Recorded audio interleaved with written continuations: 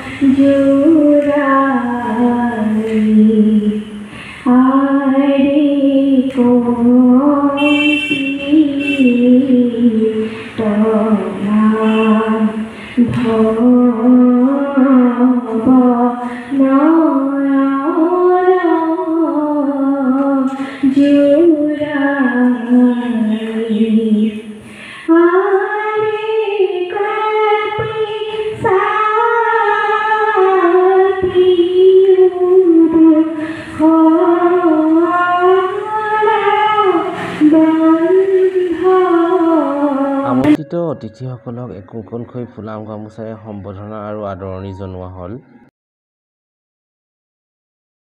পিছতে সভাপতি মহোদয়ে কাৰ্যসূচী মতে সভাখন আগুৱাই নিলে। শাখা সাহিত্য সভা যোগেশ বিকাশ গগৈ কাব্যধ্বনি অসম গোপাল দাস সভাপতি বালিজান বৰজান কৃতকাৰ্য হৈছে। মই তেওঁলোকৰ মাক দেউতাকলৈ অভিনন্দন জনাইছোঁ। আৰু আজি ভাল লাগিছে, আমাৰ সন্মুখত আমাৰ শ্ৰদ্ধাৰ ডিমেশ্বৰ দা বহি আছে। আমি দাদা বুলি মাতোঁ। এবাৰ গতিকে নিৰ্ভৰ কৰিব আপুনি সমাজখন কেনেকৈ চাব। আৰু মই ভাবোঁ যিসকল শিল্পী সাহিত্যিক আজি সৃষ্টি হ'ব, আজিৰ শিল্পী সাহিত্যিক, ভৱিষ্যতৰ শিল্পী সাহিত্যিক যিসকল সৃষ্টি হ'ব, সেইখনে সমাজক নতুনকৈ চাবৰ বাবে বোধহয় প্ৰেৰণা পাওক। এই পাতকাই আলোচনীৰ যোগেদি মই শিল্পী সাহিত্যিকক জেনেৰেলাইজ কৰি কোনো কথা নকওঁ। নতুন শিল্পী সাহিত্যিকৰ ওপৰতহে মোৰ অশেষ আশা আছে। মই জানো তেওঁলোকক আগুৱাই যাব এক নতুন মন্ত্ৰে। পৃথিৱীখন তেওঁলোকৰ, আপোনাৰ নহয়, মোৰো নহয়। আমি কেৱল এডাল জোৰ, এটা টৰ্চ লাইট দেখুৱাই দিব পাৰোঁ যে আন্ধাৰ ভেদ কৰিবৰ বাবে। আৰু এই বাটেৰে তুমি আহি লোৱা। গতিকে road was not taking, Robert ফ্ৰষ্টৰ এটা খুব ধুনীয়া কবিতা আছে। সন্মানীয় ব্যক্তিসকল, লগতে আজি সভাত উপস্থিত থকা সন্মানীয় ৰাইজ, আত্মপ্ৰত্যয়ৰ পাতকাই সকলো ব্যক্তিকে তেওঁলোকৰ চেষ্টাৰ বাবে অভিনন্দন তথা ধন্যবাদ জনাইছোঁ। মই ক'ম যে তেওঁলোকৰ এই প্ৰচেষ্টা এক দুঃসাহসিক প্ৰচেষ্টা। বৰ্তমান সময়ত এখন অসমীয়া আলোচনী প্ৰকাশ কৰিবলৈ তেওঁলোকে যি চেষ্টা চলাইছে, মই ভাবোঁ যে আজিৰ তাৰিখত ই অতি দুঃসাহসিক বুলি আমি সকলোৱে ভাবিবলৈ বাধ্য হ'ব। কাৰণ যি সময়ত আমাৰ অসমীয়া মানুহে আমি বাতৰি কাকত বা আলোচনী আমি পঢ়িবলৈ বাদ দিছোঁ। আমি যেতিয়া স্কুলত সেই পুৰণি সাধু কথা, আমি যিবোৰ বঢ়িয়াই সাধু বা অন্যান্য কাৰ্টুন কিবা আমি চাইছিলোঁ, আমি কমিক্স আকাৰে চাইছিলোঁ, আজি সিহঁতি সেইটো ডিজিটেল মাধ্যমত চাই আছে। মানে আজিও সিহঁতি সেইটো ভাল পায়। গতিকে আমি আমাৰ যিখিনি সাহিত্য, মই বিশেষকৈ একেবাৰে শিশু সাহিত্যৰ কথাই মই কওঁ কাৰণ আমি যদি শিশুসকলক সাহিত্যৰ প্ৰতি আকৰ্ষিত কৰিব নোৱাৰোঁ, আমাৰ ভৱিষ্যত প্ৰজন্মটো আমাৰ সাহিত্যৰ পৰা লাহে লাহে আঁতৰি যাব। গতিকে আমাৰ শিশু সাহিত্যবোৰ আমি ডিজিটাইজেশ্যন কৰিব পাৰোঁ নেকি? আমাৰ বুঢ়ী আইৰ সাধুখন এইখন যদি ডিজিটেল মাধ্যমলৈ যায়, যদি কাৰ্টুন আকাৰে আঁকি আহকচোন এইবাৰ এটি শিশু শিল্পীৰ গান শুনো।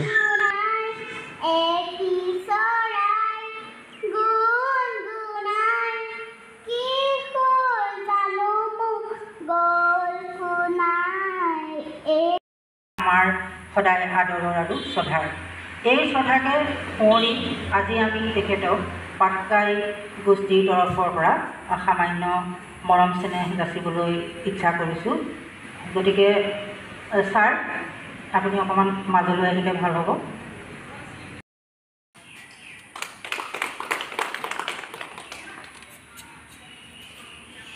দিব্যজ্যোতি দত্ত ছাৰক আমন্ত্ৰণ জনাইছোঁ ছাৰক সম্বৰ্ধনা পত্ৰখন প্ৰদান কৰিবলৈ।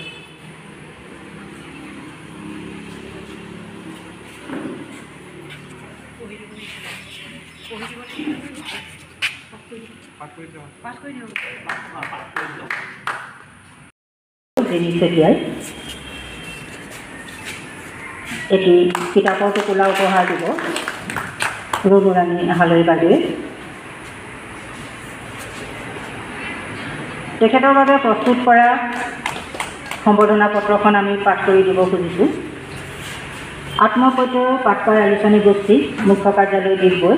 এইবাৰ এটি দলীয় নৃত্য উপভোগ কৰোঁ আহক।